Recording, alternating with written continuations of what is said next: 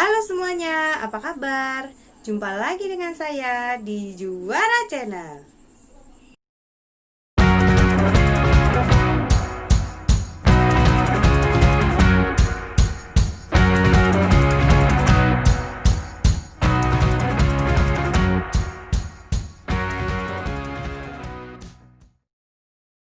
Assalamualaikum warahmatullahi wabarakatuh.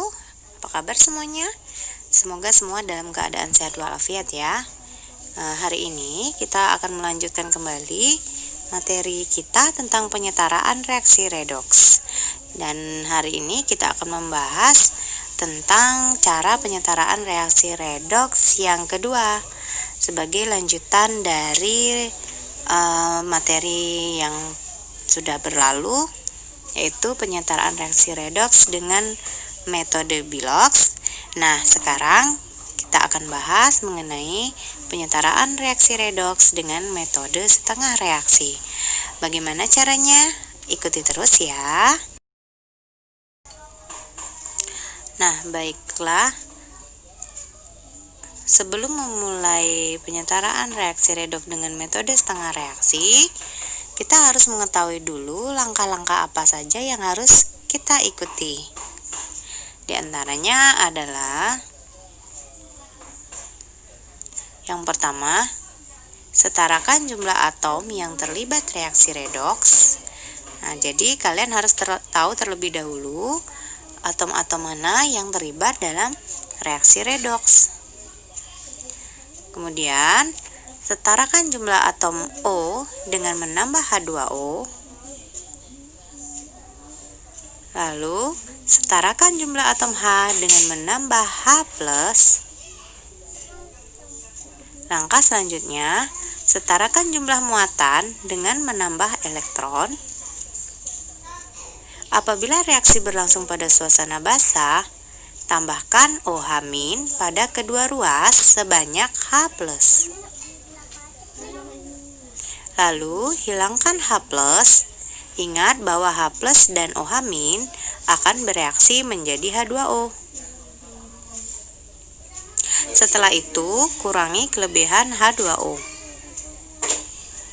Apabila reaksi terjadi dalam suasana basah, suasana asam, setarakan jumlah elektron pada kedua buah setengah reaksi dengan menambahkan koefisien.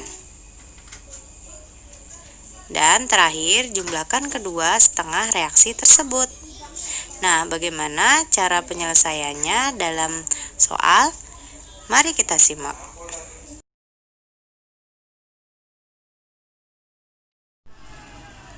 Baiklah, di sini saya punya soal.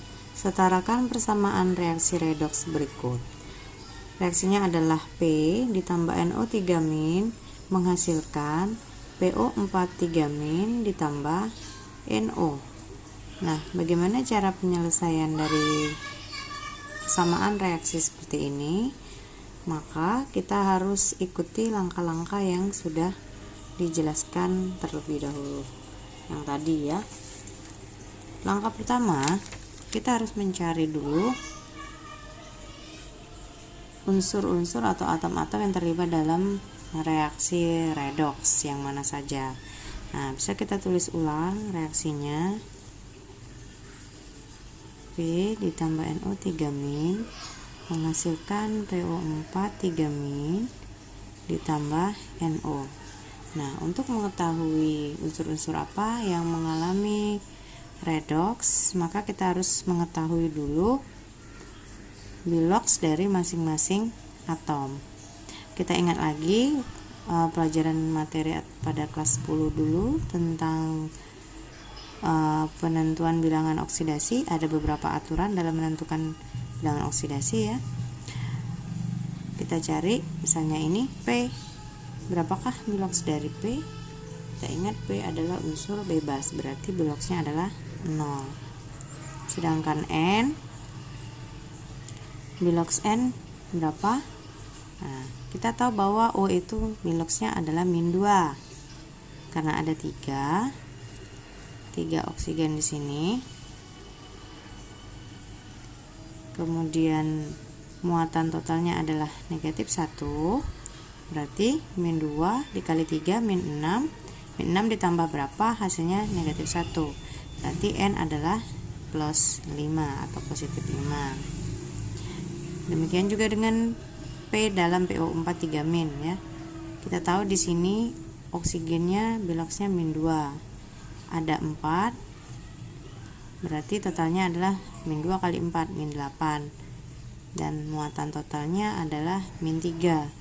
Min 8 ditambah berapa supaya hasilnya min 3?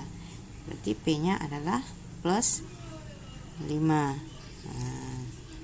sedangkan di sini N berapa? N-nya di sini oksigennya adalah min 2. Berarti N di sini adalah plus 2. Karena muatan totalnya tidak ada, berarti 0. Dari sini kita bisa tahu bahwa bilox P berubah dari 0 menjadi positif 5. Berarti mengalami kenaikan bilox, maka P mengalami reaksi oksidasi. Sedangkan N biloxnya berubah dari positif 5 menjadi positif 2. Berarti mengalami penurunan. Nah, maka N mengalami reaksi reduksi. Langkah selanjutnya adalah menuliskan masing-masing setengah reaksi reduksi maupun oksidasi ya. Nah, kita tulis dulu untuk reaksi oksidasi. Oksidasinya adalah P menjadi PO4 3 min. Sedangkan untuk reaksi reduksinya apa? NO3 min berubah menjadi NO. Nah, inilah reaksi, setengah reaksi dari masing-masing reaksi tadi. Kemudian kita lihat masing-masing atom di kiri dan di kanan. Kita lihat dulu untuk reaksi oksidasi ya. P di sebelah kiri jumlahnya 1, P di kanan juga 1. Nah, berarti ini sudah sama jumlahnya. Kalau jumlahnya tidak sama, maka perlu kita kalikan dengan koefisien. Karena ini jumlahnya sudah sama, berarti tidak perlu kita kalikan. Nah, sekarang kita lihat lagi. Di kiri tidak ada oksigen, di sebelah kanan ada 4 atom oksigen. Berarti di sebelah kiri perlu kita tambahkan atom oksigen dengan cara menambahkan H2O. Nah, karena di sini H2O itu ada oksigennya. Berapa jumlah H2O yang kita perlukan? Karena di sebelah kanan ini ada 4O, maka di kiri harus kita tambah juga 4H2O. Nah, sekarang apalagi yang belum sama? Di sebelah kiri punya H, di kanan tidak ada atom H, maka di kanan harus ada atom H juga. Bagaimana cara menambahkan atom H? Yaitu dengan cara menambahkan H+. Berapa banyak H+ yang harus kita tambahkan? Ya, sebanyak atom H yang ada di kiri, yaitu 4 kali 2. Berarti 8 H+ yang harus kita tambahkan. Nah, langkah berikutnya adalah menyamakan muatan antara ruas kiri dengan ruas kanan. Ya, muatan total. Di kiri P ini tidak ada muatan, berarti 0. H2O juga 0, berarti total muatan di kiri adalah 0. Di kanan kita punya 3 min sama 8 dikali positif 1, berarti totalnya positif 5. Nah, karena ada perbedaan muatan, di kanan lebih besar, maka kita perlu menambahkan elektron untuk menyamakan muatannya. Karena elektron muatannya negatif. Berapa banyak kita perlu elektron? Nah, kita harus samakan dengan muatan yang ada di kiri tadi. Plus 5 harus ditambah berapa? Supaya hasilnya 0. Ditambah 5. Karena 5 ini 5 kali negatif 1 min 5 plus 5, maka hasil totalnya 0. Oke. Nah, selanjutnya kita dengan cara yang sama kita lakukan juga penyetaraan pada reaksi reduksi. Kita lihat atom N di sebelah kiri dengan N di kanan, jumlahnya sama-sama 1, berarti tidak perlu kita kalikan koefisien. Kemudian di kiri ada 3 atom O, di kanan ada 1, berarti di kanan kurang atom O nya, maka kita perlu tambahkan dengan H2O. Berapa banyak H2O? Karena dia butuh 2, maka kita tambahkan 2 H2O. Kemudian apalagi yang belum sama?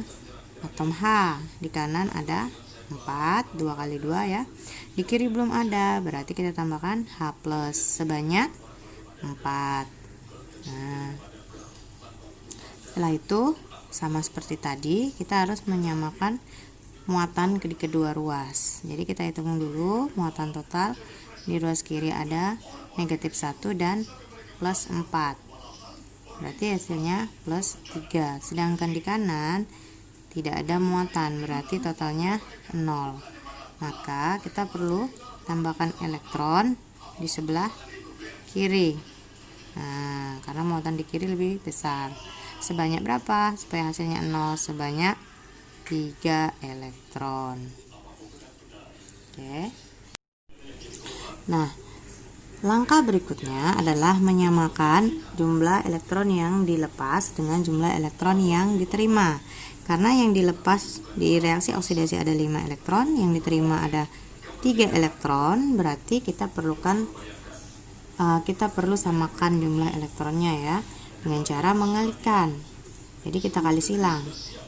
Yang reaksi oksidasi kita kalikan 3, di reaksi reduksi kita kalikan 5. Nah, setelah itu kita tulis hasil perkaliannya.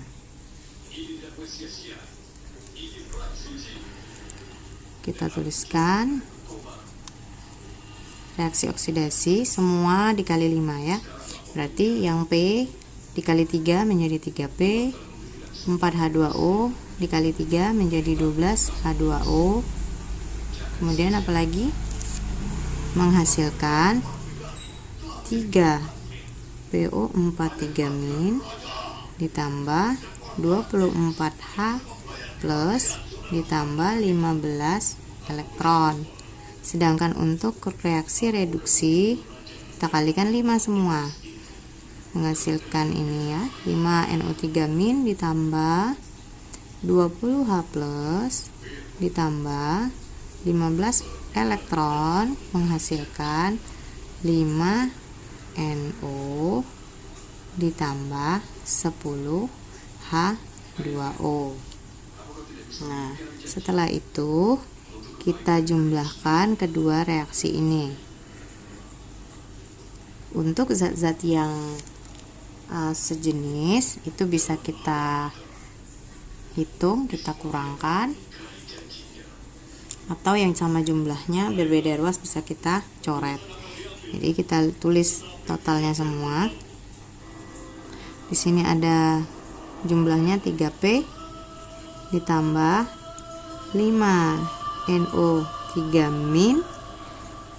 ditambah, karena di sini ada 12H2O di kiri, di kanan ada 10H2O, berarti yang di kanan habis, di sini sisa 2H2O. Jadi ini kita tulis 2H2O. Kemudian di sini kita lihat ada 20H plus, di kanan ada 24H plus, maka di sini habis, di kanan sisa 4H plus. Lalu di sini ada 15 elektron, di kanan 15 elektron, berarti bisa kita coret habis juga. Maka reaksinya ini kita tulis ya, karena ini sudah habis semua, menjadi 3PO43- ditambah 5NO ditambah 4H plus. Nah, inilah reaksi yang terjadi apabila dalam suasana asam. Kita bisa cek kembali dari mulai jumlah atom masing-masing sampai ke jumlah muatan total di kedua ruas ini akan sama. Tetapi apabila ditanya reaksi dalam suasana basah, maka ada beberapa tahap lagi yang perlu kita lakukan. Ya, mirip dengan cara metode Bilox kemarin, yaitu dengan menambahkan ion OH- di kedua ruas kiri maupun kanan. Jadi kalau ditanya reaksi dalam suasana basah, maka yang perlu kita lakukan adalah ya, kita tulis lagi reaksinya tadi 3P ditambah 5NO3- ditambah H2O menghasilkan 3PO4 3- ditambah 5NO ditambah 4H+. Nah, kita tambahkan dengan OH- di kedua ruas. Kita tambahkan OH- di kedua ruas. Sebanyak berapa? Sebanyak jumlah H+-nya. Karena di sini H+-nya ada 4, maka kita tambahkan 4 OH- di masing-masing ruas. Nah, selanjutnya kita tulis kembali reaksinya. 3P ditambah 5NO3- ditambah 2H2O ditambah 4OH- menghasilkan 3PO4 3- ditambah 5NO. Nah, ingat bahwa H+ ditambah OH- akan menghasilkan H2O sebanyak 4. Nah, karena di kiri ada 2H2O, di kanan ada 4H2O, maka H2O di kiri bisa kita coret dan di kanan tersisa 2H2O. Maka reaksinya menjadi 3P ditambah 5NO3- ditambah 4OH- menghasilkan 3PO4 3- ditambah 5NO ditambah 2H2O. Nah, sampai di sini kita lihat lagi bahwa semua atom sudah memiliki jumlah yang sama, kemudian muatan di kedua ruas juga sama, maka reaksi ini dapat kita sebut dengan reaksi yang sudah setara. Demikianlah pembahasan kita hari ini. Semoga bermanfaat bagi kalian semua. Tetap semangat belajar. Sampai jumpa dan salam juara.